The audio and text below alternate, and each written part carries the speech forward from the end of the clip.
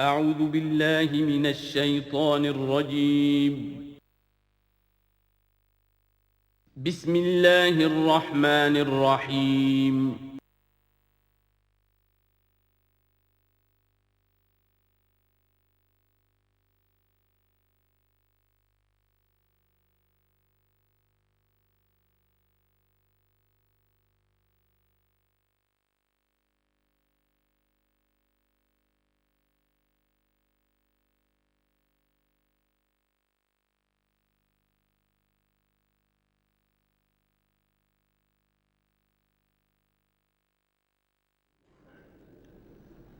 اما بعد فاعوذ باللہ من الشیطان الرجیم بسم اللہ الرحمن الرحیم حامیم والکتاب المبین انا جعلناہ قرآنا عربیا لعلکم تعقلون وقال تبارک وتعالی کما ورد فی سورۃ یوسف علیہ السلام الف لام را تلک آیات الکتاب المبین انا انزلناہ قرآنا عربیا لعلکم تعقلون وقال عز وجل کما ورد فی سورۃ الزمر قرآنا عربیا غیر ذی عوج وقال جل وعلا کما ورد فی اول سورۃ الکہف الحمد للہ الذی انزل علی عبدہ الکتاب ولم یجعل لہ عوجا صدق اللہ العظیم رب اشرح لی صدری ویسر لی امری واحلل عقدۃ من لسانی یفقہوا قولی۔ تعارف قرآن کے ضمن میں جو مباحث پہلی نشست میں مکمل ہو چکے ہیں اس میں ایک کمی رہ گئی تھی، اس کو پورا کر لیجئے۔ قرآن مجید کی 2 آیات کے بارے میں یہ روایت موجود ہے صحیح مسلم میں حضرت عبداللہ ابن مسعود رضی اللہ تعالی عنہ سے کہ سورہ بقرہ کی آخری 2 آیات حضور کو شب معراج میں عطا ہوئی ہیں، وہ زمین پر نازل نہیں ہوئیں بلکہ حضور نے آسمان پر پہنچ کر ان کو حاصل کیا ہے۔ یہ امت کے لیے شب معراج کے تحفے کے طور پر یہ 2 آیتیں آمن الرسول بما انزل الیہ من ربہ والمؤمنون کل آمن باللہ وملائکتہ وکتبہ ورسلہ لا نفرق بین احد من رسلہ وقالوا سمعنا واطعنا غفرانک ربنا والیک المصیر۔ پھر آخری آیت جس میں طویل ترین دعا ہے۔ یہ 2 آیات جو ہیں مستثنیٰ کر لیجئے تو باقی جو ہے قرآن مجید وہ پھر پورا حجاز میں زمین پر نازل ہوا ہے محمد رسول اللہ صلی اللہ علیہ وسلم کے قلب مبارک پر۔ اب جو اگلی بحث ہے اس تعارف قرآن کے ضمن میں، قرآن کی زبان کون سی ہے؟ یہ سب جانتے ہیں عربی زبان ہے، لیکن کون سی عربی؟ عربی کوئی ایک نہیں ہے۔ جیسا کہ آپ کو معلوم ہے کہ ایک زبان ہوتی ہے تو اس کے ڈائلیکٹس ہوتے ہیں۔ پنجابی زبان کے نہ معلوم کتنے ڈائلیکٹس ہیں، بنگلہ زبان کے نہ معلوم کتنے ڈائلیکٹس ہیں، پشتو کے کتنے ڈائلیکٹس ہیں۔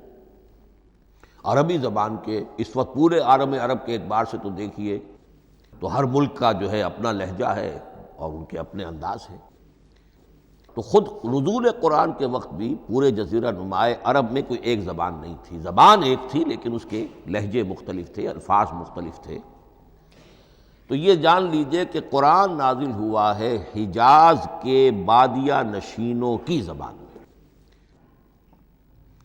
وہ اصل عربی زبان حجازی قوم سمجھتی تھی، شہری زبان نہیں، دیہاتی زبان۔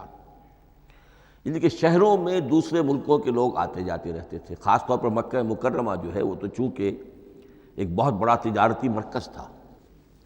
لإلاف قریش ایلافہم رحلۃ الشتاء والصیف فلیعبدوا رب ھذا البیت۔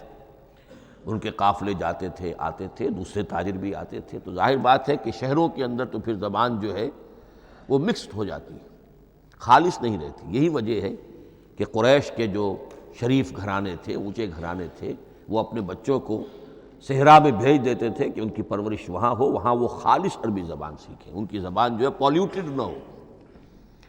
تو بادیہ نشین حجاز کے، نجد کے نہیں، حجاز کے بادیہ نشین، ان کی زبان میں قرآن نازل ہوا ہے۔ یہ آیتیں اس سے پہلے بھی سامنے آ چکی ہیں سورہ زخرف کی، انا جعلناہ قرآنا عربیا لعلکم تعقلون، ہم نے اس اپنے کلام قدیم کو عربی زبان کا جامہ پہنایا ہے۔ انا انزلناہ قرآنا عربیا، یہ سورہ یوسف کی آیات، ہم نے اتارا ہے اسے قرآن عربی بنا کر، قرآنا عربیا لعلکم تعقلون۔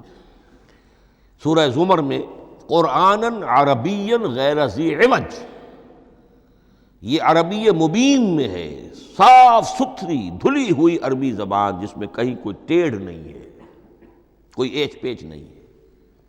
اور یہی پھر سورہ کہف میں جو ایک ترانہ حمد اللہ نے ہمیں سکھایا ہے کہ میرے اس انعام عظیم پر میرا شکر ادا کیا کرو، تو کن الفاظ میں الحمدللہ الذی انزل علی عبدہ الکتاب ولم یجعل لہ عوجا۔ تو یہ عربی مبین جو ہے اگرچہ اصلاً ہے بادیہ نشین حجاز کے، البتہ یہ کہ عرب کے دوسرے قبائل کے بھی ان کی زبانوں کے بعض الفاظ اس میں آئے ہیں۔ اس سے آگے بڑھ کر یہ کہ بعض معرب الفاظ بھی ہیں، ہندی زبان کا کوئی لفظ اس نے عربی کا جامہ پہن لیا، فارسی زبان کا کوئی لفظ اس نے عربی کا جامہ پہن، وہ بھی قرآن میں بعض ہیں، استثناءات ہیں یہ، جیسے سنگ گل، یہ فارسی زبان کا لفظ ہے، سنگ گل، وہ سجیل بن کر قرآن مجید میں آ گیا ہے، حجارۃ من سجیل، یہ جو الم تر کیف فعل ربک باصحاب الفیل سورہ فیل میں ہے، سنگ گل کا سجیل بنا۔ اس طرح کے کچھ اور الفاظ بھی ہیں، لیکن یہ سمجھیے کہ ایکسیپشنز پروو دی رول، یہ استثناءات ہیں، قاعدہ اپنی جگہ پر قائم رہے گا کہ یہ حجاز کے بدوؤں بادیہ نشینوں کی جو زبان تھی اس میں قرآن نازل ہوا ہے۔ اس قرآن کے بارے میں، اس کی زبان کے بارے میں جو چند پہلو سامنے رہنے چاہیے، فصاحت اور بلاغت کی معراج، یہ میں بعد میں قرآن کے وجوہ اعجاز پر جب بحث کروں گا کہ یہ کس کس اعتبار سے معجزہ ہے، تو وہاں زیادہ تفصیل سے یہ بات آئے گی کہ عربی زبان کی فصاحت اور بلاغت کی معراج ہے۔ آپ کو معلوم ہے کہ آج بھی دنیا میں یہودی بھی ہیں جن کی مادری زبان عربی ہے، عیسائی بے شمار ہیں جن کی مادری زبان عربی ہے، ان کے ہاں بھی عربی ادب کی چوٹی کی کتاب جو پڑھائی جاتی ہے وہ قرآن ہے، یہ انہیں ماننا پڑتا ہے کہ عربی ادب کی جو آخری کتاب ہے، چوٹی کی کتاب ہے، وہ یہی ہے۔ یہودی بھی پڑھائیں گے، جیسے آپ انگریزی زبان پڑھنی ہے سمجھنی ہے تو شیکسپیئر کے بغیر آپ کیسے سمجھیں گے، اب وہ تو ایک سٹینڈرڈ ہے۔ اسی طریقے سے یوں سمجھیے کہ عربی زبان عربی ہونے کے اعتبار سے کلام اللہ ہونا اس پر ان کا ایمان نہیں ہے، لیکن یہ کہ عربی زبان کے اعتبار سے اس کی فصاحت اور بلاغت کا لوہا وہ مانتے ہیں۔ پھر اس میں ایک خاص ملکوتی غنا ہے، ڈیوائن میوزک، صوتی آہنگ ہے، عذوبت ہے، مٹھاس ہے۔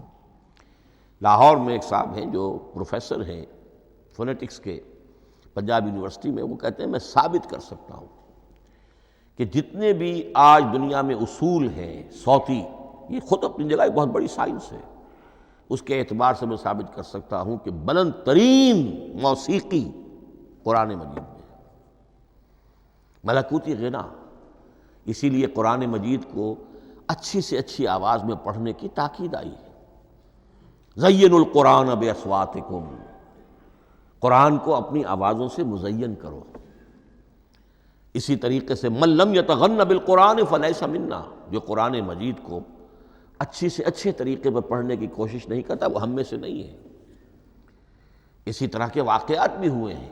حضرت ابو موسیٰ اشعری رضی اللہ تعالی عنہ، وہ بہت خوش الحان تھے، تو ایک روز حضور سفر رات کے وقت کہیں گشت پر تھے، جا رہے تھے ان کے مکان کے قریب سے، تو وہ اس وقت رات کی نماز میں قرآن پڑھ رہے تھے، تو حضور وہاں کافی دیر تک کھڑے ہو کر سنتے رہے۔ ظاہر بات ہے کہ اس وقت کے مکان کیا ہوتے تھے، ایک ایک حجرہ ہوتا تھا، یہ کوئی کئی کنال کی کوٹھیاں تو نہیں ہوتی تھی کہ کیا پتہ چلے ان کے اندر کیا ہو رہا ہے۔ وہ تو حضرت ابو بکر کے مکان کے پاس سے گزرتے تھے تو ان کی تلاوت سنتے تھے، حضرت عمر کے مکان کے قریب سے گزرے ان کی تلاوت سنی، حضرت عمر بلند آواز میں پڑھتے تھے، حضرت ابو بکر بڑی پست آواز میں پڑھتے تھے۔ حضور نے پوچھا کہ تم ایسا کیوں کرتے ہو؟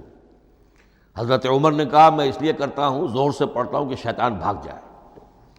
حضرت ابوبکر نے عرض کیا کہ میں اس لیے پڑھتا ہوں کہ جس کو میں سنا رہا ہوں وہ سنتا ہے، اس کو بلند آواز کی ضرورت نہیں۔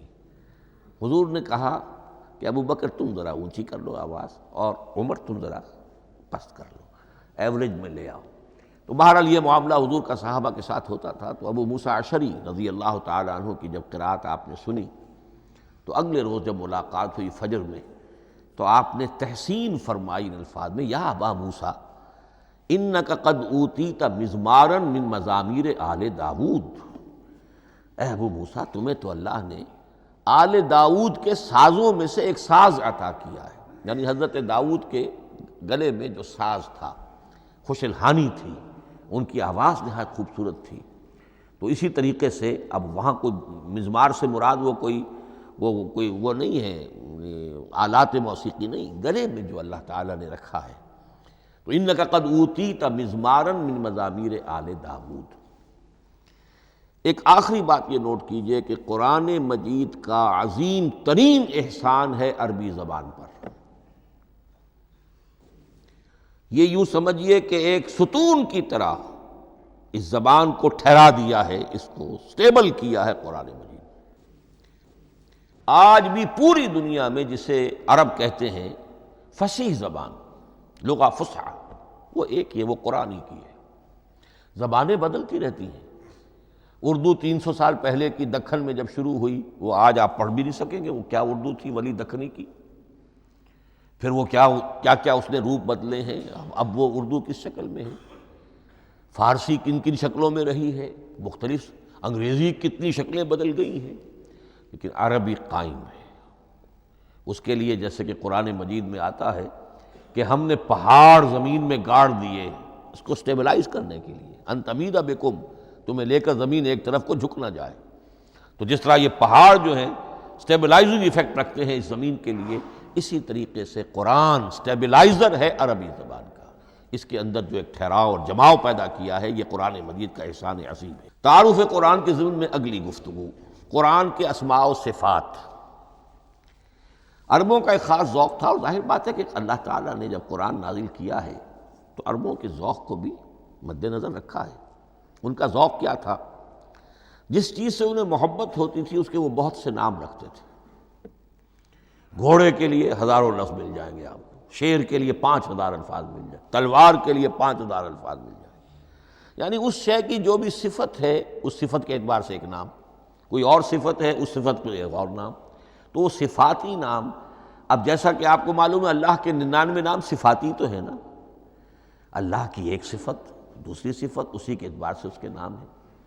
قرآن مجید کے اسماء علامہ جلال الدین سیوطی رحمۃ اللہ علیہ نے 55 شمار کیے، لیکن وہ بھی مکمل نہیں ہے لسٹ، اس لیے کہ اس میں ایک اہم نام برہان یہ شامل نہیں ہے۔ ان میں سے جو اہم اسماء ہے میں آپ کو سنا دیتا۔ القرآن، جس پر گفتگو بعد میں ہوگی، اس لیے کہ سب سے زیادہ ایک رائے یہ ہے کہ یہ تو اس میں جامد ہے، اس میں علم ہے قرآن کے لیے، پراپر ناؤن ہے۔ الکتاب، الذکر، الہدیٰ، النور، الفرقان، کلام اللہ، الوحی، روحا من امرنا۔ پھر اس کی صفات کے اعتبار سے الکریم، الحکیم، العظیم، المجید، المبین، رحمہ، العلی، بصائر، بشرا، بشیر، نذیر، عزیز، قرآن عزیز، بلاغ، بیان، احسن القصص، احسن الحدیث، موعظہ، شفاء، مبارک، مہیمن، قیم، مثانیہ، متشابہ۔ یہ میں نے آپ کو 23 نام بتائے ہیں، لیکن یہ کہ علامہ جلال الدین سیوطی نے 55 گنوائے۔ لیکن جو بحث دلچسپ ہے وہ یہ ہے کہ جو اس کے لیے لفظ القرآن ہے، اس کے معنی کیا ہیں اور یہ کس مصدر سے، کس مادے سے یہ لفظ بنا ہے؟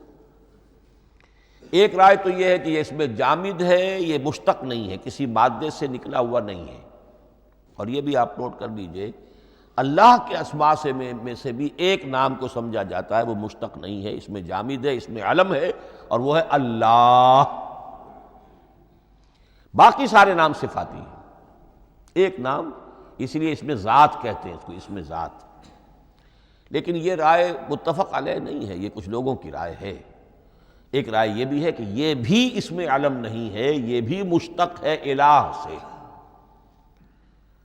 جیسے حکیم، یہ صفت ہے، الحکیم یہ اللہ کا نام ہو گیا۔ الہ ایک معبود، الالہ معبود برحق، الالہ وہ اللہ بن گیا، ایک رائے یہ۔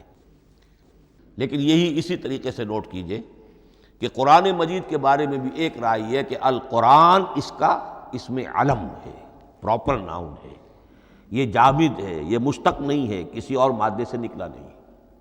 لیکن جو اکثریت کی رائے ہے، جس پر تقریباً اجماع ہے، وہ یہ ہے کہ نہیں، یہ اس میں جامد نہیں، اس میں مشتق ہے۔ لیکن پھر دو رائے ہیں کہ مادہ کیا ہے۔ ایک قرن، قاف را نون، اور ایک قرا، قاف را حمزہ، یہ دو مختلف مادوں کے بارے میں رائے ہے کہ قرآن ان سے نکلا ہے۔ قرن کہتے ہیں کسی چیز کا قریب ہو جانا، جڑ جانا، مل جانا۔ یہ حج کی جو تین شکلیں ہیں، حج تمتع ہے، حج قران ہے، اور حج افراد ہے۔ قران کیا ہے؟ ایک ہی احرام میں عمرہ بھی اور حج بھی دونوں کو جمع کر لیا جائے تو یہ حج قران ہے۔ اسی سے قران الصعدین کا لفظ استعمال ہوتا ہے۔ قرینہ اور قرائن جو ہے اسی سے الفاظ۔ امام فرا کی رائے یہ ہے کہ قرن سے یہ قرآن بنا ہے، اس لیے کہ اس میں بھی اللہ تعالیٰ کی آیات جمع ہو گئی۔ اسی طرح قرأ، قاف را اور حمزہ، اس قرات کا مصدر بھی بن جاتا ہے، جیسے رجحان، را جیم ہے، رجح سے رجحان، غفران، غفرانک ربنا، پروردگار ہم تیری مغفرت کے خواستگار ہیں۔ اسی طرح قرآن قرأ سے بنا ہے۔ مفعول جو ہے وہ مصدر کے معنی میں آ جاتا ہے، یعنی پڑھی جانے والی شے۔ اور ایک قرأ آتا ہے عربی زبان میں، قرأت الماء فی الحوض، میں نے پانی جمع کر لیا حوض کے اندر، بارش ہوئی، میں نے کچھ پانی حوض میں جمع کر لیا، قرأت الماء فی الحوض۔ اسی سے قریہ کا لفظ بنا، قریہ بستی کو کہتے ہیں جہاں لوگ جمع ہو کر رہتے ہیں، قریہ۔ تو اس معنی میں یہ قرآن جو ہے یہ جمع ہے اللہ تعالیٰ کی اسماء صفات اور اللہ کی ذات جو ہے اور اس کی آیات کا جامع ہے۔ یہ ہے لفظ قرآن کی بحث۔ اگلی بحث اور بڑی اہم ہے اور دلچسپ ہے، قرآن کا اسلوب کلام کس کیٹیگری میں فال کرتا ہے؟ قرآن کیا ہے؟ ایک شے کی تو سختی سے نفی کی اللہ نے، یہ شعر نہیں ہے۔ وما علمناہ الشعر وما ينبغی لہ، سورہ یاسین۔ ہم نے شعر تو انہیں سکھایا ہی نہیں، محمد الرسول اللہ کو صلی اللہ علیہ وسلم، اور وہ شعر ان کے شایان شان بھی نہیں۔ شاعروں کے بارے میں سورہ شعراء میں چونکہ بالعموم شاعروں کے بارے میں جو بات کہی گئی ہے، وَالشُّعَرَاءُ يَتَّبِعُهُمُ الْغَاوُونَ أَلَمْ تَرَ أَنَّهُمْ فِي كُلِّ وَادٍ يَهِيمُونَ إِنَّهُمْ يَقُولُونَ مَا لَا يَفْعَلُونَ إِلَّا الَّذِينَ آمَنُوا۔ استثناء تو ہے کہ اچھے لوگ بھی ہوتے ہیں، لیکن اکثر و بیشتر شعراء کا معاملہ یہی ہے، ان کی پیروی کرتے ہیں وہی لوگ کہ جو حد سے گزرنے والے ہوتے ہیں، لاؤبالیانہ انداز والے لوگ، غیر سنجیدہ لوگ پیروی کرتے ہیں۔ خود وہ بھی زمین و آسمان کے قلابے ملاتے ہیں، کبھی ادھر کی بات کبھی ادھر کی بات۔ اور تیسری بات یہ کہ عام طور پر جو کہتے ہیں وہ کرتے نہیں ہیں، انہم یقولون ما لا یفعلون۔ تو یہ شعر کی تو نفی کی گئی ہے۔ قرآن مجید جیسا کہ میں نے آپ کو سنایا تھا سورہ حاقہ کی آیات، انہ لقول رسول کریم وما ہوا بقول شاعر، یہ شاعر کا کلام نہیں۔ البتہ ایک بات نوٹ کیجئے، جسے آزاد شاعری، آزاد نظم کہا جاتا ہے،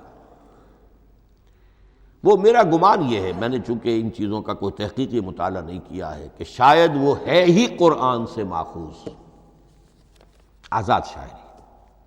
اس میں وزن نہیں ہوتا، ردم ہوتا ہے۔ آزاد شاعری کے اندر ایک ردم ہوتا ہے، وزن نہیں ہے۔ ایک مصرع اتنا سا، ایک بڑا لمبا چوڑا، لیکن ردم رہے گا۔ یہ جو آزاد شاعری، بلینک ورس جس کو آپ کہتے ہیں، میرا گمان یہ ہے کہ شاید دنیا میں اس کا رواج قرآن کے بعد ہی ہوا ہو، اور قرآن مجید ہی کی نقالی میں یہ صنف جو ہے ادب کی وہ ایجاد کی گئی ہو۔ واللہ عالم، میں یہ بات دعوے سے نہیں کہہ سکتا، گمان ہے میرا۔ البتہ یہ کہ اب اس سے آگے چلیے، شعر نہیں ہے، نثر ہے، لیکن نثر کے اعتبار سے بھی کون سی کیٹیگری میں آئے گی؟ کیا یہ کتاب عام معنی میں جسے ہم کتاب کہتے ہیں وہ کتاب ہے؟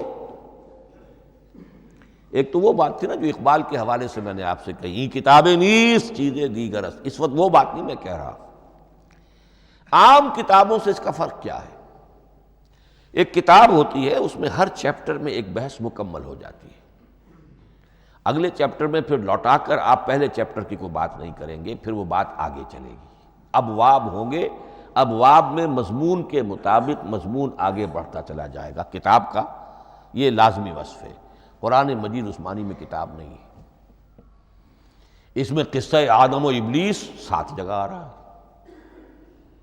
بار بار آ رہا ہے، سورہ بقرہ میں، سورہ اعراف میں، سورہ ہجر میں، سورہ بنی اسرائیل میں، سورہ کہف میں، پھر سورہ طٰہٰ میں، چلتے جائیے، سورہ صاد میں حضرت موسیٰ علیہ السلام کا قصہ کتنی مرتبہ آ رہا ہے۔ تو قرآن مجید اس کتاب کی کیٹیگری، اس کی ڈیفینیشن پر پورا نہیں اترتا۔ دنیا میں جو کتاب کا معیار ہے، عام اس کا جو اسلوب ہے، اس کی جو ڈیفینیشن ہے، ایک شکل ہوتی ہے مجموعہ مقالات، وہ بھی نہیں ہے۔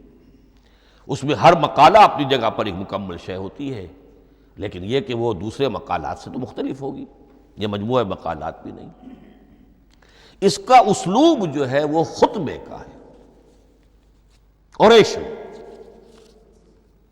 اور یہ کہا جا سکتا ہے it's a collection of divine orations. یہ اللہ تعالیٰ کے خطبات کا مجموعہ ہے۔ مختلف اوقات میں خطبے نازل ہوتے تھے حضور پر صلی اللہ علیہ وسلم۔ اور یہ بھی جان لیجئے کہ عرب میں ادب کی 2 ہی صنفیں تھیں جو معروف تھیں، یا شعر یا خطبہ، یا خطیب ہوتے تھے بڑے شعلہ بیان خطیب، اور یا شاعر ہوتے تھے۔ تو یہ جب شعر کے اسلوب پر نہیں تھا تو خطابت کا اسلوب ہے جو اللہ نے اختیار فرمایا، اور ہر موقع پر، ہر مرحلے پر جو خطبہ اس وقت کے حالات کی مناسبت سے نازل ہوا وہ ایک صورت ہے۔ تو یہ ہے کلیکشن آف ڈیوائن اوریشنز، یہ اللہ تعالیٰ کے مجموعہ خطبات الہیہ اسے کہا جا سکتا ہے۔ لیکن اس سے جو چند نتیجے نکلتے ہیں وہ نوٹ کرنے ضروری ہیں۔ خطبے میں مخاطب اور مخاطب کے مابین ایک ریپور ضروری ہے۔ اگر کوئی مصنف بیٹا کتاب لکھ رہا ہے، اس کے سامنے کوئی سامع نہیں ہوتے، وہ تو اپنی مگن میں جو بھی خیال ہے اپنے دل میں وہ لکھ رہا ہے۔ خطبے میں سامع سامنے ہوتے، اگر ان کے درمیان رپورٹ نہ رہے، ہم آہنگی نہ رہے، تو پھر وہ خطبہ غیر مؤثر ہو جائے گا۔ لوگ جو ہیں ان کو اونگ آنے لگے گی، وہ متوجہ ہی نہیں رہیں گے۔ تو ایک رپورٹ مخاطب اور مخاطب ان کے درمیان۔ دوسرے یہ کہ خطبہ کا ایک وصف لازمی یہ ہوتا ہے کہ ایک واقعاتی پس منظر ہوتا ہے پیچھے موجود۔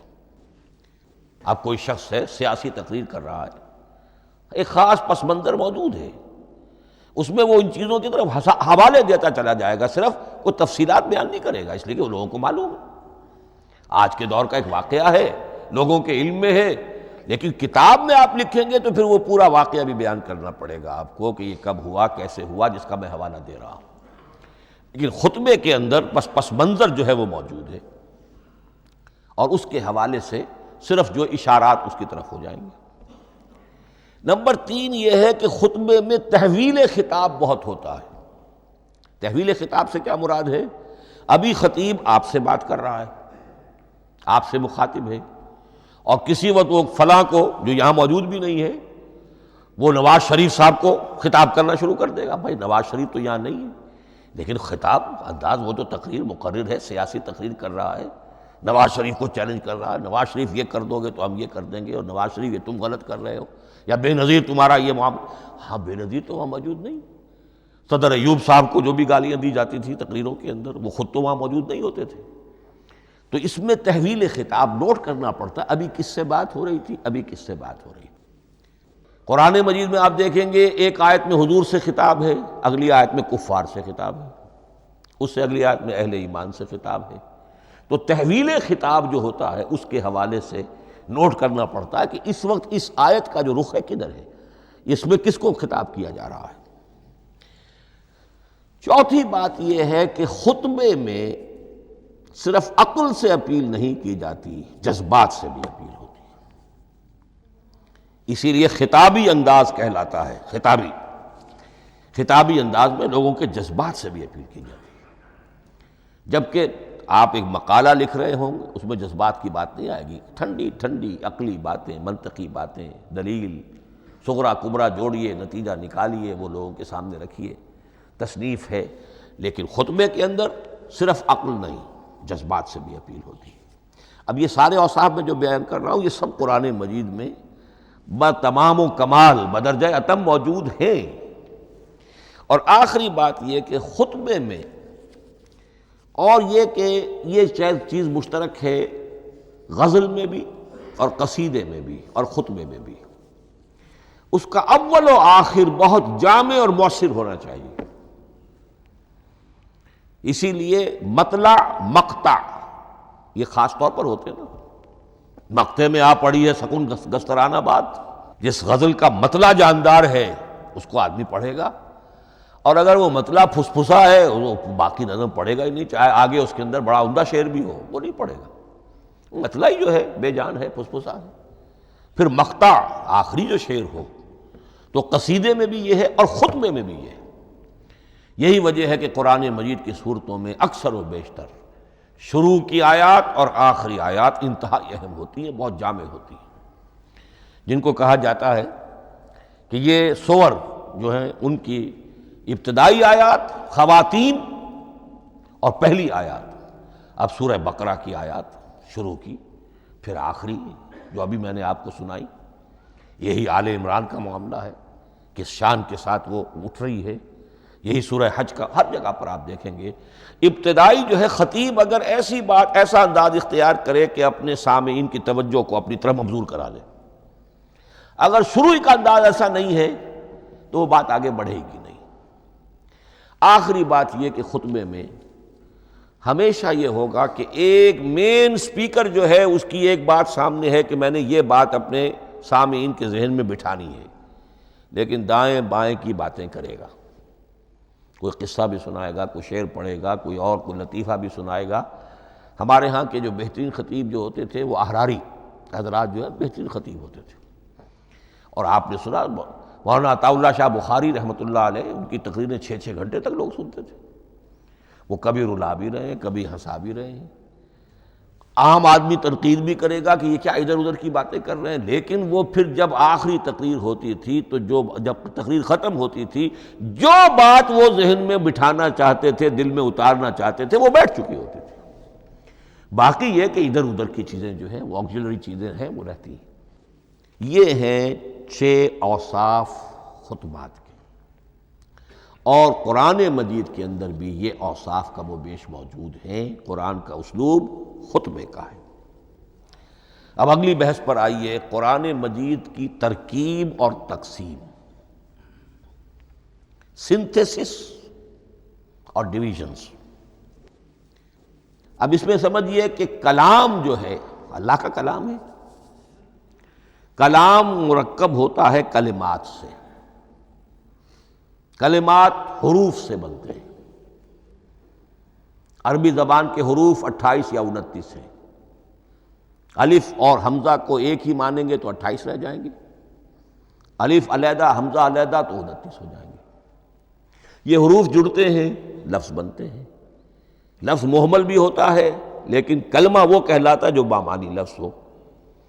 پھر ان کلمات کو آپ جوڑتے ہیں، یہ مرکب توصیفی بن گیا، مرکب اضافی بن گیا، مرکب عددی بن گیا، مرکب جاری بن گیا، پھر ان مرکبات کو جوڑ کر فقرہ بنتا ہے، جملہ بنتا ہے، کلام مفید جس کو کہا جاتا ہے۔ قرآن مجید کے اعتبار سے علامہ سیوطی نے مخصوص جو قرآن کی اصطلاحات ہیں ان کے حوالے سے ایک بات کہی ہے، لیکن واقعہ یہ ہے کہ قرآن کی اصطلاحات خود اپنی ہیں، دنیا کی دوسری کسی بھی اصطلاحات پر ان کو قیاس نہیں کیا جا سکتا۔ لیکن جاہز چونکہ قدیم تھے، انہوں نے قرآن مجید کو کہا یہ دیوان کی شکل رکھتا ہے، جیسے کہ حافظ کا دیوان، کسی اور کا دیوان۔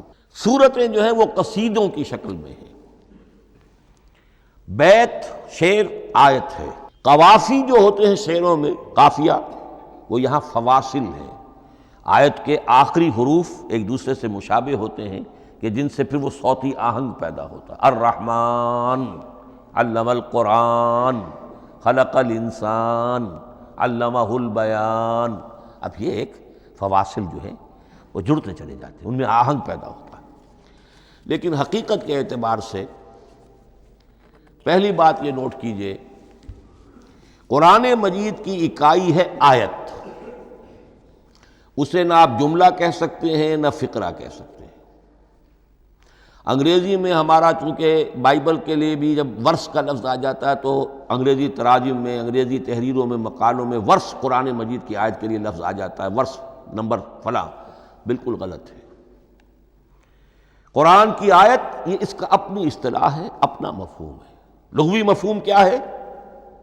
نشانی، آیت نشانی۔ قرآن کی ہر آیت اللہ کے علم اور حکمت کی نشانی ہے۔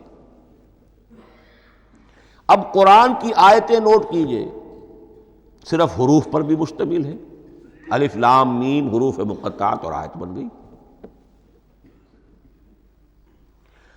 وہ مرکبات ناقصہ پر بھی مشتمل ہے، والعصر مرکب جاری ہے، حرف جار، آیت ہو گئی۔ پورے جملے پر بھی مشتمل ہے، ان الانسان لفی خسر، ایک جملہ ہے، اور 10 جملوں پر بھی مشتمل ہے۔ اللہ لا الہ الا ھو الحی القیوم لا تأخذہ سنۃ ولا نوم لہ ما فی السماوات وما فی الارض الی آخر الآیہ۔ آیت الکرسی کا انالیسس کیجئے، 10 جملے موجود ہیں اس میں۔ تو نوٹ کر لیجئے، یہ چیز توقیفی کہلاتی ہے، یہ کسی گرامر کے اصول پر نہیں ہے، کسی منطق کے اصول پر نہیں ہے۔ آیات قرآنیہ کی تعیین توقیفی ہے، یعنی حضور کے بتانے پر موقوف ہے۔ حضور نے بتایا والعصر، یہ آیت ہو گئی، آیت ہو گئی، ہم آیت مانیں گے۔ الف لام میم آیت ہو گئی۔ قاف حرف ایک ہے، یہ آیت نہیں ہے۔ نون ایک حرف ہے، آیت نہیں ہے۔ قاف والقرآن المجید ایک آیت بنی، نون والقلم وما یسطرون ایک آیت بنی۔ تو اس طریقے سے اس کو کہتے ہیں توقیفی، موقوف علیہ ہے حضور کے بتانے پر۔ اب اس میں روایات کا اختلاف ہو سکتا ہے کہ حضور سے کوئی روایت یہ ہو کہ یہ ایک آیت بنی یا 2 آیتیں بنی۔ مثلا بڑی اہم مثال آپ کو دے رہا ہوں، سورہ مزمل کی جو دوسرا رکوع ہے، پورا دوسرا رکوع، وہ 1 آیت شمار ہوتا ہے۔ اور میرا بڑا گمان رہا بہت عرصے تک کہ یہ 1 آیت نہیں ہو سکتی، یہ مختلف اوقات میں نازل ہوئی ہیں، 2 اوقات میں نازل ہوئی ہے۔ اور یہ مجھے قول مل گیا علامہ سیوطی کے ہاں، حضرت عبداللہ ابن عباس رضی اللہ تعالی عنہما کا قول کہ یہ 2 آیتیں ہیں، 1 نہیں۔ لیکن یہ کہ یہ ہوگا موقوف روایت پر، میں کوئی نہیں ہوں جو اسے قرار دے سکوں۔ ہاں مجھے اگر کوئی روایت مل جاتی ہے، کوئی خبر یا اثر، خبر محمد الرسول اللہ کی یا اثر آپ کے کسی صحابی کا صلی اللہ علیہ وسلم و رضی اللہ تعالی عنہ، تو پھر یہ ہے کہ ہم مانیں گے۔ تو اس کو کہتے ہیں توقیفی۔ آیات اور سور کا معاملہ توقیفی ہے بالکل، یا کسی منطق، کسی گرامر، کسی اصول بیان، کسی پر مبنی نہیں ہے، یہ مبنی ہے حضور کے بتانے پر۔ اسی طرح سورت کسے کہتے ہیں؟ عربی زبان میں سور کے معنی ہے فصیل۔ فَضُرِبَ بَيْنَهُمْ بِسُورٍ لَهُ بَابٌ، سورہ حدید کے اندر الفاظ آئے۔ اب اس کا کیا تصور دیا گیا کہ ہر آیت جو ہے وہ اللہ کے علم اور حکمت کی نشانی ہے۔ 10 آیتیں، 20 آیتیں، 100 آیتیں، 285 آیتیں، 286 آیتیں جوڑ کر ایک فصیل باندھ دی گئی۔ یہ شہر حکمت خداوندی ہے، ایک نظم ہوتا ہے۔ جیسے آپ شہر کا ٹاؤن پلاننگ آج کا تو بہت بڑا فن ہے، بڑی اسپیشلائزیشن ہے، شہر کو پلان کرنا، اس کے اندر کیا کچھ ہونا چاہیے، کس طرح سے ہونا چاہیے۔ تو یہ سورت جو ہے یہ ایک یونٹ ہے قرآن مجید کی، اور اس کا جو لفظی معنی ہے فصیل، گویا کہ اس نے گھیرے میں لیا ہوا ہے ایک شہر معنی کو، علم و حکمت کے ایک شہر کے گرد یہ فصیل جو ہے پوری ہوئی ہے۔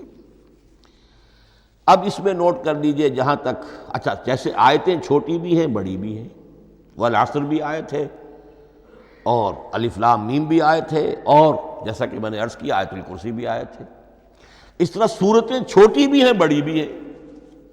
سورۃ العصر 3 آیتیں، سورۃ الکوثر 3 آیتیں، سورۃ النصر 3 آیتیں، 3 ہی صورتیں 3 آیتوں پر مشتمل ہیں۔ 3 سے کم پر کوئی نہیں، 2 آیات کی کوئی صورت نہیں ہے۔ لیکن آگے آپ چلتے جائیے، اس کی بڑی سے بڑی تعداد سورہ بقرہ جو ہے سب سے بڑی ہے۔ تو آیت اور سورت کے علاوہ دور صحابہ میں صرف ایک لفظ اور تھا قرآن کی تقسیم کے ضمن میں، اور وہ تھا منزل یا حزب۔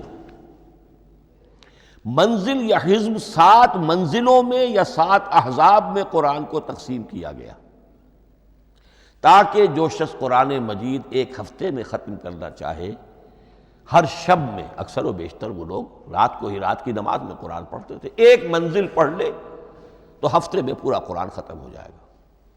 یہ حزب بھی ہے اور منزل بھی ہے، اور یہ چونکہ دور صحابہ میں تھا، یقیناً حضور نے بتایا ہوگا، اس میں آپ کو عجیب حسن نظر آئے گا۔ اس میں یہ نہیں کیا گیا کہ بالکل برابر برابر ساتھ کر دو بھائی، چاہے صورتیں ٹوٹ جائیں، صورتوں کی فصیل کوئی نہیں ٹوٹتی، اس میں صورتیں مکمل جو کہ تو آئیں گی۔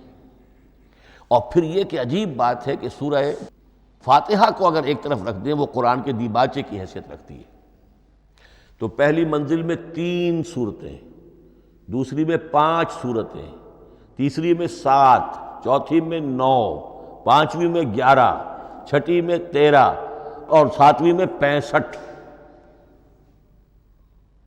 یہ ہے کہ جو ان صورتوں کی ایک بڑی، جیسے کہ ایک سیڑھی چڑھ رہی ہے، اور تقریباً مساوی ہو جاتے ہیں، کوئی 4.25 پارے ہے، کوئی 4.5 پارے ہے، کوئی 4.25 پارے، اس طریقے سے ہے، تقریباً مساوی۔ لیکن آرٹیفیشل ایکویلٹی پیدا کرنے کے لیے، مصنوعی مساوات پیدا کرنے کے لیے صورتوں کی فصیلوں کو نہیں توڑا گیا۔ اس سے آگے چل کر جو پاروں کی تقسیم ہے وہ بہت بعد کی بات ہے، 30 پارے، اور اس میں آپ کو یہ ساری قباحتیں نظر آئیں گی۔ اس میں صورتوں کی فصیلیں توڑی گئی ہیں۔ سورہ ہجر ایک آیت ادھر ہے، باقی ساری صورت جو ہے اگلے پارے میں، فصیلیں توڑ دی گئی۔ معلوم ہوتا ہے کسی شخص کے پاس جو قرآن تھا مصحف، اس نے صفحے گنے، 7 سے 30 سے تقسیم کیا، اور برابر صفحوں کے اندر وہ پارے بنا دیے۔ لیکن بہرحال دور صحابہ میں پاروں کا کوئی ذکر نہیں تھا، یہ بات کی بات ہے۔ دور صحابہ میں آیت، سورت اور حزب۔ اسی طریقے سے طویل سورتوں کو جو رکوعوں میں تقسیم کیا گیا، یہ بھی بات کی بات ہے۔ لیکن یہ جو تقسیم کیا گیا ہے سورتوں کو رکوعوں کی شکل میں، 35 صورتیں تو قرآن کی ایسی ہیں چھوٹی ہیں جو ایک ایک ہی رکوع پر مشتمل ہے۔ آخری پارے کی 37 صورتیں ہیں، پہلی 2 کی جو 2 رکوع ہے، باقی سب کی سب جو ہے وہ ایک ایک رکوع شمار ہوتا ہے۔ لیکن رکوع کیوں کیے گئے؟ لمبی صورتوں میں سے اگر کچھ حصہ پڑھنا ہے نماز میں، سورہ بقرہ پوری تو نہیں پڑھ سکتے آپ ایک رکعت کے اندر، تو اس کا وہ حصہ پڑھا جائے جس میں ایک مضمون پورا ہو جائے، مضمون نہ ٹوٹے، تاکہ وہاں پر رکوع کرے آدمی کہ جہاں پر کہ وہ مضمون ایک اعتبار سے مکمل ہو گیا۔ تو رکوع سے رکعت ہے، رکوع ہے، اس رکعت کے اندر ایک حصہ اتنا پڑھا جائے تاکہ مضمون جو ہے وہ خوبصورت رہے اور اس کا سلسلہ برقرار رہے۔ یہ تقسیم بھی اگرچہ بہت ہی ایک بدنام شخص ہے ہماری تاریخ کا، حجاج ابن یوسف، یہ اس کی ہوئی تقسیم ہے، یا اس نے کرائی ہے، بہرحال اس کی طرف منسوب ہے۔ اور یہ بات ماننی پڑتی ہے کہ بڑے گہرے غور و فکر سے تقسیم کی گئی ہے، الل ٹپ نہیں ہے، بلکہ اس کے لیے واقعتاً غور کر کے جہاں وہ مضمون ختم ہوتا ہے، کہیں کہیں آپ اختلاف کر سکتے ہیں اور آپ کو حق حاصل ہے، اس لیے کہ یہ چیزیں توقیفی نہیں ہیں، یہ حضور کی بتائی ہوئی نہیں ہے، نہ رکوعوں کی تقسیم۔ اب سعودی عرب میں جو قرآن مجید چھپ رہے ہیں ان میں حزب ہو گئے ہیں، یعنی ہر پارے کو پارے برقرار رکھ کر 8 حزب بنا دیے انہوں نے، 4 حزب بنا دیے اور پھر نصف حزب کر کے 8 حصے کر دیے۔ تو یہ چیزیں جو ہمارے ہاں رکوع تو پاروں سے ادھر ادھر ہو جاتے ہیں، پارا بدل گیا رکوع وہی چل رہا ہے، اس لیے کہ رکوع میں مضمون کو پیش نظر رکھا گیا ہے، جبکہ پارے میں مضمون کو نہیں سامنے رکھا گیا۔ تو رکوع کا معاملہ جو ہے چاہے وہ حجاج ابن یوسف ہی نے کیا ہے، لیکن یہ کہ بہرحال وہ بہت صحیح ہے، اکثر و بیشتر، کہیں کہیں آپ اس سے اختلاف کر سکتے ہیں۔ تو یہ تو اس کا ہم نے آپ کے سامنے رکھا سنتھیسس۔ اب اگلا موضوع ہے ترتیب و تدوین کیسے ہوئی۔ ان علینا جمعہ و قرآنہ، ہمارے ذمے ہے اس کو جمع بھی کرنا اور پڑھوانا بھی، اور پڑھوانے میں ترتیب آ جائے گی لازماً۔ لیکن یہ کہ ایک بات تو اس میں بالکل متفق علیہ ہے، جس میں کسی شک و شبے کی گنجائش نہیں، قرآن کی ترتیب نزولی اور تھی، ترتیب مصحف اور ہے۔ ترتیب مصحف میں سورہ فاتحہ کے بعد سورہ بقرہ ہے، سورہ بقرہ نازل ہوئی ہے مدنی دور میں جا کر، پھر سورہ آل عمران ہے وہ بھی مدنی ہے، سورہ نساء ہے وہ مدنی ہے، سورہ مائدہ ہے وہ مدنی، پھر آئی ہے سورہ انفال اور سورہ توبہ۔ یہ سورہ انفال تو مدنی نہیں، سورہ انعام اور سورہ اعراف یہ ہے کہ جو مکیات ہیں، یہ کہ بھی مکی دور کی بھی آخری زمانے کی ہے۔ ابتدائی جو مکی صورتیں وہ سب سے آخری حصے میں ہیں، 29واں پارہ اور 30واں پارہ۔ تو ترتیب نزولی اور تھی، ترتیب مصحف اور ہے، اس میں تو کسی شک و شبے کی گنجائش نہیں۔ لیکن ہمارے ہاں اہل تشیع نے اس چیز کو بہت اچھالا ہے۔ ان میں سے بعض گروہ ایسے ہیں جن کا کہنا یہ ہے کہ اصل قرآن جو ہے وہ ترتیب نزولی کے مطابق تھا، یہ ترتیب تو عثمان نے کر دی رضی اللہ تعالی عنہ۔ حضرت علی کے پاس اصل قرآن جو ترتیب نزولی کے مطابق تھا موجود تھا، اور اب بھی ان کے خیال میں جو ان کے امام غائب جو ہیں چھپے ہوئے ہیں غار میں، تو ان کے پاس وہ نسخہ اصل حضرت علی والا موجود ہے، اور جب وہ ظاہر ہوں گے تو اصل قرآن لے کر آئیں گے۔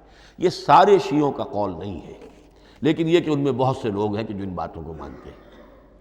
جہاں تک اس بات کا تعلق ہے کہ حضرت علی نے ترتیب نزولی پر کوئی مصحف جمع کیا ہو، اس میں کوئی اشکال نہیں ہے، اس لیے کہ علمی طور پر یہ ایک بڑی عمدہ ایکسرسائز بنتی ہے۔ ایک زمانے میں میں بہت کوشش کرتا رہا ترتیب نزولی سے، اس لیے کہ ترتیب نزولی سے سیرت نبوی اخذ ہوتی ہے، پہلے کیا نازل ہوا، پھر کیا نازل ہوا، پھر کیا نازل ہوا۔ در حقیقت اگر آپ ترتیب نزولی سے قرآن مرتب کر دیں تو وہ سیرت النبی بن جائے گی۔ تو اس کو سمجھنے کے لیے ایک زمانے میں نے بڑی محنت کی ہے، لیکن ایک تو یہ کہ وہ یقین سے وہ باتیں ملتی نہیں ہیں، بعض روایات ہیں لیکن یہ کہ پھر بھی آپ یقین سے نہیں کہہ سکتے۔ اکثر و بیشتر قرآن مجید میں لکھا بھی ہوتا ہے، ترتیب کے موٹی موٹی چیزیں معلوم ہیں نزولی ترتیب کی، لیکن یہ ہے کہ یقین کسی بات پر نہیں۔ تو پہلی بات یہ ہے کہ ہمارے نزدیک، اہل سنت کے نزدیک، اصل جو حجت ہے دین میں وہ ترتیب مصحف ہے۔ یہی ترتیب جو اس وقت مصحف عثمان کی ہے رضی اللہ تعالی عنہ، یہی ترتیب ہے لوح محفوظ کی، یہی ترتیب ہے ام الکتاب میں، یہی ترتیب ہے کتاب مکنون میں۔ اب اس کو سمجھیے کہ اس کی تدوین کن مراحل میں ہوئی۔ سب سے پہلے اس کے جو مراحل ہیں 3، خود نبی اکرم صلی اللہ علیہ وسلم کے زمانہ مبارک میں جمع اور ترتیب یہ ہو گئی، لیکن کتابی شکل میں نہیں، ما بین الدفتین نہیں۔ حضور نے لوگوں کو پڑھ کر سنایا، اس ترتیب سے سنایا جس ترتیب سے یہ مصحف میں اب موجود ہے، اور ہر رمضان میں حضرت جبرائیل دورہ کرتے تھے حضور کے ساتھ، جتنا کہ قرآن اس وقت تک نازل ہو چکا ہوتا تھا، اور آخری رمضان مبارک آپ کی حیات طیبہ کا جو تھا اس میں 2 مرتبہ پورے قرآن کا دورہ ہوا۔ تو دورہ قرآن بغیر ترتیب کے تو نہیں ہو سکتا۔ تو یہ ترتیب حضور کی ہوئی ہے، توقیفی ہے، اور حضور ہی نہیں اللہ کی ہوئی ہے۔ یہی ترتیب لوح محفوظ میں، کتاب مکنون میں اور ام الکتاب میں ہے، اور یہ ترتیب حضور دے کر گئے ہیں صحابہ کرام کو۔ حفاظ تھے، کتنے حفاظ جو ہیں جنگ یمامہ میں شہید ہو گئے، تبھی تو خیال آیا کہ اس کو کتابی شکل میں بھی مرتب کیا جائے۔ لیکن کتابی شکل میں جسے کہتے ہیں دو گتوں کے درمیان ایک کتاب مجلد، اس صورت میں جہاں تک میں تحقیق کر سکا ہوں اور جہاں تک ہمارے اکثر و بیشتر لوگوں کی رائے ہے، حضور کے زمانے میں یہ اس طریقے سے مابین الدفتین، دو گتوں کے مابین ایک کتاب کی شکل میں قرآن موجود نہیں تھا۔ لوگوں کے سینوں میں محفوظ تھا، جیسے محمد الرسول اللہ کے سینے میں محفوظ تھا۔ ان علینا جمعہ، وہ جمع حضور کے سینے میں کیا اللہ نے۔ اسی طرح پھر صحابہ کرام بے شمار جو حفاظ تھے ان کے سینوں میں محفوظ تھا۔ دوسرا مرحلہ کب آیا؟ جب حضرت ابوبکر صدیق کے عہد خلافت میں جنگ یمامہ میں بہت سے حفاظ شہید ہو گئے۔ اب ایک تشویش پیدا ہوئی، ایسا نہ ہو کہ قرآن ضائع ہو جائے، لہذا اسے کتابی شکل میں مرتب کر لینا چاہیے۔ اس کے لیے پھر بہت سے صحابہ نے حضرت ابوبکر کو اپروچ کیا کہ جتنے قراء ہیں، جتنے کاتبین وحی ہیں، ان سب کو آپ جمع کیجئے اور جمع کر کے اس قرآن مجید کو ایک کتاب کی شکل میں جمع کر لیں۔ حضرت ابوبکر شروع میں بہت ریلیکٹنٹ رہے، بہت ریلیکٹنٹ رہے۔ ان کا ایک خاص مزاج تھا، اتباع رسول کا جذبہ انتہا درجے کا۔ جو کام حضور نے نہیں کیا میں کیسے کروں؟ اگر تو یہ کام واقعی کرنے کا تھا تو حضور کرتے، میں کیسے کروں؟ لیکن یہ کہ جب صورتحال بہت لوگوں کی طرف سے دباؤ پڑا کہ نہیں یہ کر لینا چاہیے، ان کے سامنے بھی حکمت آ گئی، تو پھر انہوں نے اتفاق کرتے ہوئے جتنے بھی کاتبین وحی تھے ان سب کی ایک کمیٹی بنائی اور ان کو کہا کہ اب اس قرآن کو مرتب کر کے ایک کتابی شکل دے دی جائے۔ وہ کتابی شکل حضرت ابوبکر کے دور میں ہو گئی۔ تیسرا مرحلہ کیا ہے؟ یہ کتابی شکل میں جب قرآن مجید آ گیا اور شروع میں یہ اجازت تھی کہ ہر قبیلے، ہر علاقے کے لوگ اپنے لہجے میں پڑھ لیں۔ اب پنجابی ہمارا مسلمان جو ہے وہ چاقو کو کاچو کہے گا تو وہ لکھے ہوئے کو بھی چاقو کو کاچو پڑھ کے نکلے جائے گا۔ تو مختلف لہجوں میں ہونے سے وہ ان کا جو ہے قرآن مجید بدل رہا تھا، کوئی کسی طرح پڑھ رہا ہے، کوئی کسی طرح پڑھ رہا ہے۔ اب اس کی تشویش ہوئی حضرت عثمان کے زمانے میں، جب دور بہت پھیل گیا، اسلام کا دائرہ، دارالاسلام کی وسعت بہت ہو گئی کہ اس طرح اگر یہ لوگ پڑھیں گے اور اپنے اپنے لہجے کی وجہ سے اب اس لہجے میں شکل بدل بھی جاتی ہے لفظ کی۔ کاچو کو کاف الف چے واو لکھنا شروع کر دیں گے پھر کہ کاچو سنا ہم نے، تو چاقو تو سنا ہی نہیں۔ تو ایک لفظ جو ہے چاقو لکھ رہا ہے اور ایک کاچو لکھ رہا ہے، تو چاقو اور کاچو میں فرق ہو گیا۔ لہذا اس وقت پھر جو کام کیا گیا وہ یہ کہ ایک ہی رسم تحریر، رسم کتابت، رسم الخط میں قرآن مجید کے نسخے تیار کیے گئے۔ اصل میں ایک بہت بڑا مغالطہ ہو جاتا ہے ہمارے جمعوں کے خطبوں میں، حضرت عثمان رضی اللہ تعالیٰ عنہ کے نام نامی کے ساتھ وہ قوافی جو ہیں ان کی مناسبت سے جامع آیات القرآن عثمان ابن عفان رضی اللہ تعالیٰ عنہ، غالب علی کل غالب علی ابن ابی طالب رضی اللہ تعالیٰ۔ اب یہ جو جوڑتے ہیں قافیے، تو حضرت عثمان کے نام کے ساتھ یہ قافیہ جوڑ دیا، اس سے لوگوں کو مغالطہ بھی ہوا اور دشمنوں نے ایکسپلائٹ کیا کہ اس کا مطلب یہ ہے کہ قرآن تو جمع ہوا ہے حضرت عثمان کے زمانے میں، اور حضرت عثمان کے زمانے میں اور حضور کے زمانے میں کم و بیش 15 سال کا فصل تو ہو چکا، گویا کہ قرآن مرتب ہی ہوا ہے حضور کے انتقال کے 15 برس بعد۔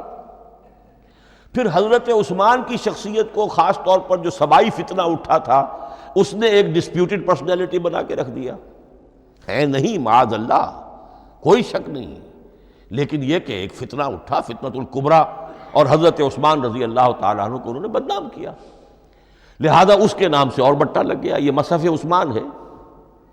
یہ ہے اصل میں وہ حماقتیں کہ جو ہوئی ہیں ہم سے، یہ قافیے ملانے کی وجہ سے، حالانکہ حضرت عثمان کی شان جو ہے وہ در حقیقت جامع آیات القرآن نہیں ہے، جامع الامت علی رسم واحد، پوری امت کو ایک رسم الخط پر جمع کرنے والی شخصیت حضرت عثمان کی ہے۔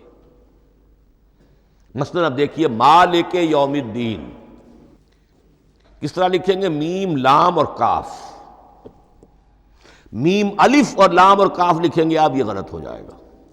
میم پر کھڑا زبر ہوگا اور اس کو مالک پڑھیں گے، میم پر اگر کھڑا زبر نہیں ہے پڑھا زبر ہے تو ملک پڑھیں گے، اور قراتوں میں یہ دونوں موجود ہے، ملک یوم الدین بھی ہے اور مالک یوم الدین بھی ہے۔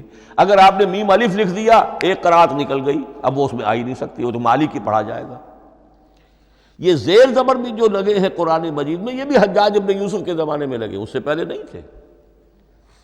اور یہ رموز و اوقاف، یہ آیتوں کے نشان اور یہ وقفہ بیچ میں، یہ بھی حجاج ابن یوسف کے زمانے کی چیزیں ہیں۔ ورنہ عربوں کے لیے تو ان کی اپنی زبان تھی، انہیں ان چیزوں کی ضرورت ہی نہیں تھی۔ آپ کو معلوم ہے پرانے زمانے کے جو منشی ہوتے تھے، انشاء پرداز، وہ جب خط لکھتے تھے تو اس میں نقطے وغیرہ نہیں لگاتے تھے۔ جس کو خط لکھا جا رہا ہے وہ توہین سمجھے گا کہ شاید مجھے جاہل سمجھا کہ نقطے بھی لگا کے بھیجا جا رہا ہے خط پر، گویا کہ میں تو سمجھ ہی نہیں سکتا بغیر نقطوں کے۔ تو یہ جو ہے پرانے جو شکستہ خطوط لکھے جاتے تھے ان کا یہ انداز تھا، لہذا کوئی نقطے وغیرہ نہیں تھے، یہ بھی بعد میں لگے۔ تو ملک یوم الدین، مالک یوم الدین، اس کی رسم آئے گا میم لام کاف، کھڑا زبر ہے مالک یوم الدین اور ویسے پڑا زبر ہے ملک یوم الدین۔ یہ رسم الخط ہے جس پر کہ حضرت عثمان رضی اللہ تعالی عنہ نے پوری امت کو جمع کر دیا، اور اس کے نسخے تیار کرا کے، مختلف روایات میں آتا ہے 5 یا 7 نسخے تھے، ایک مدینہ منورہ میں رکھا اپنے پاس، اور اسی پر ان کے خون کے دھبے بھی ہیں، اور وہ نسخہ قرآن مجید کا اب استنبول کے اندر ہے، توپ کاپی کا جو عجائب خانہ ہے، عجائب گھر ہے، جس میں جہاں نوادرات کے ساتھ ساتھ حضور کے بھی کچھ تبرکات اور جمع ہیں، وہاں وہ نسخہ موجود ہے۔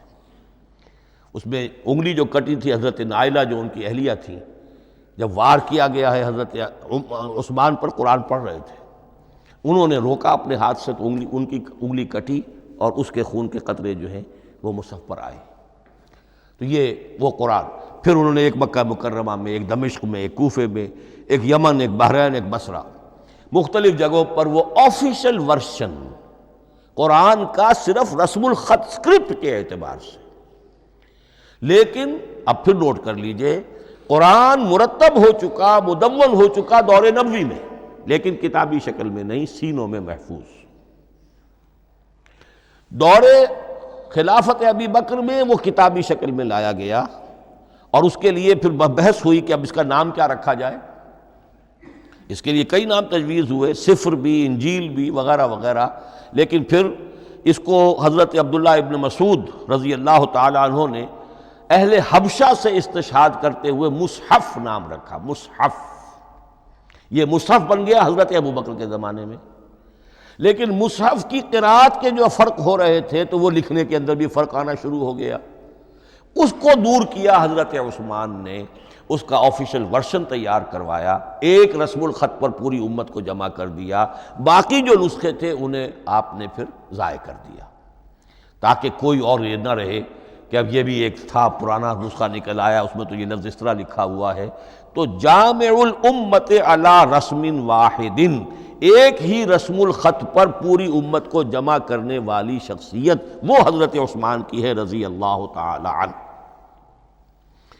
بہرحال یہ نوٹ کیجئے کہ یہ مرحلہ بھی حضرت عثمان کے زمانے میں، تو یوں سمجھیے کہ حضرت عثمان کا پورا عہد بھی آپ جوڑ لیں تو آپ کی جو شہادت ہے وہ تقریباً یوں سمجھیے کہ حضور کے انتقال کے وہ 25 برس بعد ہے، گویا ربع صدی کے اندر اندر حضور کے انتقال کے بعد، چوتھائی صدی کے اندر اندر سارے مراحل طے ہو گئے۔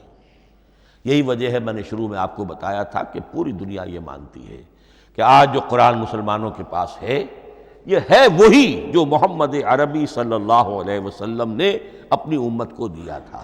یہ دوسری بات ہے کہ ہم سمجھتے ہیں کہ محمد عربی صلی اللہ علیہ وسلم کو یہ اللہ کے کلام کی صورت میں حضرت جبرائیل نے پہنچایا تھا، وہ اس کو نہیں مانتے، لیکن یہ حصہ اس کا ماننے پر مجبور ہیں کہ وہ اصل قرآن اپنی اسی انٹیگریٹی کے ساتھ، اپنے پوری پیور، اس کا جو بھی ہے ٹیکسٹ پیور ہے اور اس کی انٹیگریٹی میں کوئی شک و شبہ کی گنجائش نہیں ہے کہ یہ وہی شے ہے جو محمد نے اپنی امت کو عطا فرمائی تھی صلی اللہ علیہ وسلم۔ ایک آخری بات، چل میرے پاس 3 منٹ ہیں، یہ جو میں نے آپ کو ترتیب بتائی تھی قرآن کی، آیتیں، سورتیں، پھر حزب، اب اس میں ایک شے نوٹ کر لیجئے۔ آیت اللہ تعالیٰ کے علم و حکمت کا ایک نمونہ ہے۔ آیتوں کو جوڑ کر جب سورت بنائی تو آیتوں کے اندر جو ربط ہے، اس ربط آیات سے ایک اور معنی، ایک اور حکمت کا دروازہ کھلتا ہے۔ جیسے موتی ہے، ہر موتی بڑا خوبصورت ہے، لیکن جس ترتیب سے آپ نے پرویا، اس کو دھاگے میں ہار بنایا، اس ترتیب سے اس کا حسن دوبالا ہو جائے گا۔ ہر موتی کا اپنی جگہ پر ایک حسن ہے، لیکن اس ترتیب کی وجہ سے اس کے حسن کا ایک اور پہلو ظاہر ہوگا۔ اسی طرح قرآن مجید کی صورتوں میں ربط آیات بہت اہم ہے۔ ایک مرکزی مضمون ہوتا ہے ہر صورت کا، مرکزی مضمون، عمود، اور اس کے گرد وہ ساری آیتیں اس طریقے سے گھوم رہی ہوتی ہیں، جڑی ہوئی ہوتی ہے، جیسے کہ ایک دھاگے کے اندر پروئے ہوئے موتی ہوتے ہیں کہ جس کی جو ہار کی شکل اختیار کرتے ہیں۔ دوسری بات یہ، اکثر و بیشتر صورتیں قرآن مجید میں جوڑوں کی شکل میں ہیں۔ ایک مضمون کا ایک پہلو اس جوڑے کے ایک فرد میں، اور دوسرا پہلو اسی کا دوسرے فرد میں۔ جیسے معوذتین، 2 صورتیں ہیں، مضمون ایک یہ تعوذ، معوذتین۔ الزہراوین، سورہ بقرہ، سورہ آل عمران کو کہا گیا الزہراوین، حضور نے فرمایا 2 نہایت تابناک صورتیں، بڑی روشن صورتیں۔ جیسے آپ دیکھیں گے یا ایھا المدثر یا ایھا المزمل قم اللیل الا قلیلا یا ایھا المدثر قم فانذر، ایک ہی طرح کا اٹھان ہے، حضور سے خطاب ہو رہا ہے۔ سورۃ الضحیٰ، سورۃ الانشراح، یہ تمام جوڑوں کی شکل میں۔ اسی طرح سورہ طلاق، سورہ تحریم، یا ایھا النبی اذا طلقتم النساء فطلقوہن لعدتہن یا ایھا النبی لم تحرم ما احل اللہ لک تبتغی مرضات ازواجک۔ شوہر اور بیوی کے درمیان تعلق یا تو اتنا گہرا ہو جاتا ہے کہ ایک دوسرے کے لحاظ میں وہ حدود خدابندی ٹوٹنے لگے، بیوی کی وجہ سے آپ نے کسی حرام شے کو حلال کر لیا یا حلال کو حرام کر لیا، بیوی کو ناپسند ہے وہ شے، تو حضور سے ذرا سا یہ ہو گیا تھا معاملہ۔ اپنی ازواج مطہرات حضرت عائشہ اور حضرت حفصہ رضی اللہ تعالیٰ عنہما، ان دونوں کی رضا جوئی کے لیے وہ خاص قسم کا شہد ہے، قسم کھا لی آپ نے کہ میں اسے استعمال نہیں کروں گا۔ لما تحرم ما احل اللہ لک، اے نبی آپ کیوں حرام کرتے ہیں اپنے اوپر وہ شے جو اللہ نے آپ کے لیے حلال کی ہے؟ تبتغی مرضات ازواجک، اپنی بیویوں کی رضا جوئی میں۔ یہ ایک انتہا ہوئی۔ دوسری انتہا کیا ہے؟ میاں اور بیوی میں اتنا بودھ ہو جائے کہ طلاق تک نوبت آ جائے، تو سورۃ التحریم ایک انتہا کو بیان کر رہی ہے، سورہ طلاق اگلی اس کے ساتھ جڑی ہوئی وہ دوسری انتہا کو بیان کر رہی ہے۔ سورہ صف حضور کے مقصد بعثت کو بیان کر رہی ہے، سورہ جمعہ آپ کے طریقہ کار کو بیان کر رہی ہے۔ اس طرح قرآن مجید کی اکثر و بیشتر صورتیں جو ہیں وہ جوڑوں کی شکل میں ہیں۔ میرا خیال یہ ہے کہ وقت ختم ہو گیا ہے، اس مضمون کا تھوڑا سا حصہ باقی ہے، وہ انشاءاللہ میں اگلی نشست میں لوں گا۔ بارک اللہ لی ولکم فی القرآن العظیم ونفعنی وإیاکم بالآیات والذکر الحکیم۔